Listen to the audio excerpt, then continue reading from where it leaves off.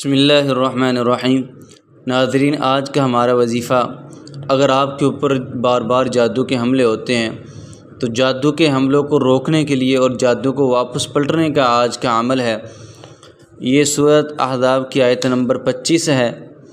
وَرَدَّ اللَّهُ الَّذِينَ كَفَرُوا بِغَيْظِهِمْ لَمْ يَنَالُوا خَيْرًا وَكَفَى اللَّهُ الْمُؤْمِنِينَ الْقِتَالَ وَكَانَ اللَّهُ قَوِيًّا عَزِيزًا۔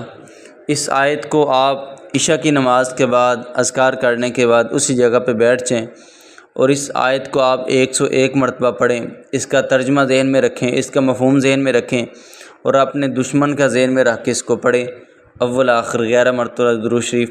تو انشاءاللہ جو بھی جادوگر یا جادو کرنے والا، جادو کروانے والا آپ کے اوپر بار بار جادو کے حملے کرتا ہے تو یہ انشاءاللہ آپ کے حملے بھی رکیں گے اور یہ جادو اس کے اوپر واپس پلٹ جائے گا۔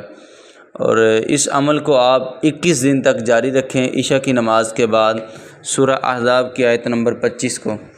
وَرَدَّ اللَّهُ الَّذِينَ كَفَرُوا بِغَيْظِهِمْ لَمْ يَنَالُوا خَيْرًا وَكَفَى اللَّهُ الْمُؤْمِنِينَ الْقِتَالَ وَكَانَ اللَّهُ قَوِيًّا عَزِيزًا۔